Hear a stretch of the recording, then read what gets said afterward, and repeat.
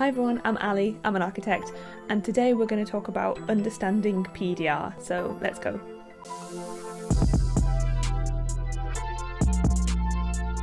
We're talking about professional experience development record today, and just a very general overview video on what you need to do to set it up and to be recording sheets. Okay, first things first, as you're probably aware of by now, with my northern accent, PEDR sounds like one word. It's actually standing for Professional Experience Development Record. As you will know if you've seen our Becoming an Architect Route 1 video, then these are the periods of your education that you're in professional practice. One after your part 1 and 1 year after your part 2, and usually that 1 year after your part 2 becomes 2 to 3 years. That's quite standard. But basically, any time that you're in professional practice, you should be logging that experience, and the way you log that experience is through PEDR. Your PEDR sheets are recorded every quarter, so they cover 3 months of your time in professional practice, and they're the way that you record and show that you have done work across all of the RIBA work stages. It's kind of like showing competence across all those work stages for when you take your part 3. So 8 sheets approved is the minimum you're going to need to do your part 3, although most people end up having more than that, often because your best experience is done after you've done your master's degree, so post part 2 or part 2 experience, and it's when you're kind of interested with more authority, kind of responsibility on jobs and things. So usually people have additional sheets. I had 14 sheets, I think, when I passed my part 3 the second time. Right, so how you record your PDR is through the RIBA website, and you have to record it through the RIBA website. That's where you write up your sheets and also submit them to your workplace mentor and PSA that we're going to talk about a little bit more. And it also keeps a copy of your sheets for the future. You should download them from here once they're completed, just because accessing your sheet is something you have to pay a subscription for, and you need to keep a copy of them for your part 3. So it's always best to just keep a copy whenever they've been approved. Okay, so the RIBA PEDR website is linked below, and obviously creating a login for it is free, but in order to start writing up or submitting sheets, as I mentioned, you have to pay. There are 2 options for paying. It's a subscription service, and you can either do 6 months or 13, just checking my notes. So for 6 months it's £14.40, and for 13 months it's £26.40, and that covers any sheets you submit or write up or anything in that whole time. One thing to bear in mind is that it's obviously for that set period, so the best time to make the best use of your money, the best time to kind of pay and start paying for it is when you're ready to write up your first sheet, because otherwise you're kind of paying from the beginning of your experience. There's going to be 3 months there that, unless you record it as you go along, which is very good, you're not getting the best use out of your access to the website. So yeah, just think about timing when you pay for your subscription with when you need to be writing up sheets, just to make sure that you're getting the best use of your subscription. To create a login for the PDR website, you don't have to be an RIBA member or anything. It's like a completely separate system, really, so you're just logging in for that. So yeah, don't worry, but obviously you can also be a student member of the RIBA if you want to. Okay, so who's involved in your PEDR besides you? There are 2 key people involved in your PEDR. One of them is your workplace mentor and one of them is your PSA. We'll talk a little bit more about both of those. They both sign and comment on your sheets, and it's part of the approvals process. So you need those signatures in order for them to be approved sheets that count towards your 24 months for you taking your part 3. So first up is your workplace mentor. Obviously, this is kind of self-explanatory. So this is someone within the office you work at or with kind of direct supervision of your role.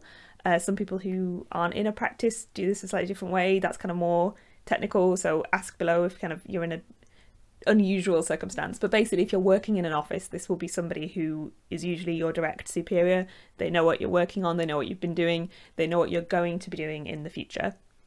Ideally, this will be a really collaborative relationship, so you want to be able to ask this person when you're missing certain RIBA work stages or missing certain kinds of work, if you can get experience of those, and hopefully they'll be trying to help you get as much and as wide a range of experience as possible while you're in that practice.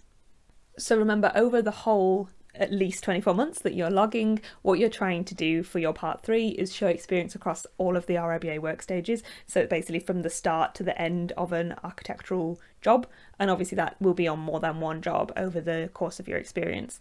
But basically your workplace mentor is trying to help you to gain that experience and to be honest with what you've been great at, what you could improve on, and all that kind of thing. And if you have a good collaborative relationship there and do your sheets on time, this can really help you in like kind of driving your career towards what you want to do and gaining better experience and just helping you figure out what kind of architect you want to be. So the second person involved is your PSA, and that stands for Professional Studies Advisor. So this is the second person that signs your sheets after your workplace mentor, and you submit to your workplace mentor and your PSA all online through the RIBA PEDR website. Unlike the workplace mentor, who is somebody who obviously is just in the practice that you're working at, the PSA is a service that you pay for. So any RIBA validated university course usually offers a PSA service, and the RIBA also offer their own service for this, the RIBA monitoring service. I'll link that in the description below as well for people who don't have a particular uni or anything that they're using. Your own university that you either did part 1 or part 2 at will usually say they're the best people for this, and that may very well be the case, but it is best to kind of shop around and see what the prices are in different places as well, because it is a service you're paying for. And also, if you can, getting feedback of what PSAs have actually written up. So a good PSA will be telling you what kind of experience you're missing and what you maybe need to focus on in the next quarter, so the next 3 months of your experience. They're trying to help you fulfill that requirement for your part 3 of having experience of all of the RIBA work stages. The PSA is also the person you talk to if you have specific requirements for sheets. So obviously a standard PDR sheet is 3 months. If you're wanting to record less experience than that, you need to agree that with your PSA. So for example, when I left one of the offices I worked at, then I had 1 month that was kind of not in any sheet. It was just on its own sheet. So I had to ask if it was okay to just have that 1 month kind of hanging around on its own.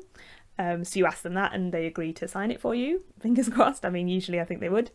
They're also the person that you'd ask if you have like a load of sheets from a previous practice that haven't yet been signed. Say you need like 12 months of sheets, so 4 sheets, 4 sheets signing off. The PSA is the person you would ask if they're okay to do that. And I think, again, usually they are, but, you know, it's kind of them who, their signature is what completely kind of approves that. So you'll have the workplace mentor comment and sign, and then the PSA comment and sign. The PSA's comments rely upon you doing those sheets on time. So let's talk a little bit about that. So one PDR sheet covers 3 months. So obviously in a year you have 4 of them. They're just quarterly record sheets. Then you have the next 2 months to get it signed and commented on by both your workplace mentor and your PSA. So you need to make sure when you're writing it up that you leave enough time for A, yourself to write it up, B, your workplace mentor, you know, bearing in mind they're usually busy, to comment and sign it, and also usually discuss it with you too, and then also to submit it to your PSA and have them comment and sign it. If it's signed by all those people within that time, then your PSA will comment on it to give you suggestions on any areas that they think you're missing or experience that you should try and get within your practice. And it's classed as kind of an on-time sheet. If your sheets are with your PSA anytime after that 2 months, they're classified as late. Your PSA will still sign them, so they still count towards your minimum 24 months for your part 3. But at your part 3, if you have a lot of late sheets, this can look a bit unprofessional and might invite some questions, particularly from the interview portion of the part 3 examination. So it's better to just do them on time. It's better for yourself as well and the management of it to do them on time. You should check out our 5 things for PDR video, which again I'll link below. Okay, so the last thing to bear in mind is that you may want to record more than the 8 sheets / 24 months. So as I said at the beginning, often your better experience happens when you're a part 2 architectural assistant. Usually you're given more experience, more direct responsibility for jobs as well in the office, more client-facing roles and responsibilities too. So that kind of experience can be really valuable to log. Also, you just want to make sure that you personally feel like you're ready to take your part 3 exam, and we can talk about that in other videos. But feeling like you have a good grasp of the RIBA work stages is really important for that. And if you maybe feel like you don't yet, then that's another good reason for kind of postponing it a little bit and recording additional sheets. Obviously, it is kind of a personal decision because recording sheets costs money, but you do need to make sure that at your part 3, at least 12 months of your sheets are from the immediate 12 months before your part 3. So you do need to keep recording them in order to kind of fulfill that criteria anyway. Okay, so that's the key things about PEDR. So PEDR records your time in professional practice. You need 24 months minimum, which is 8 sheets, in order to do your part 3. You need to use the RIBA PEDR website to record and submit your sheets every 3 months, and you have to pay a subscription fee for that. You need to arrange a PSA and agree a workplace mentor. Make sure that you submit your sheets on time in order to look great at your part 3 exam. And you may want or need to complete more than 8 sheets, and you should make sure that 12 months of those sheets, so 4 sheets, are immediately before your part 3 exam. That's the rules. So that's a general overview of PEDR, kind of starting up on PEDR, what you need to do, how you do it, the website you use, the people you need to have in place, and the timings you need to be aware of. If you have any questions that we haven't covered, then please do drop them below, as always, or get in touch with me on LinkedIn or my website. And also do check out the 5 things for PEDR video that kind of just gives the main tips and tricks that people always refer to. That's it for today, guys. Thank you very much for watching. If you liked the video, please drop a like on it or subscribe. That would be great. And I'll see you in the next one. Thanks. Bye. I don't think I looked at the camera properly. Back to normal.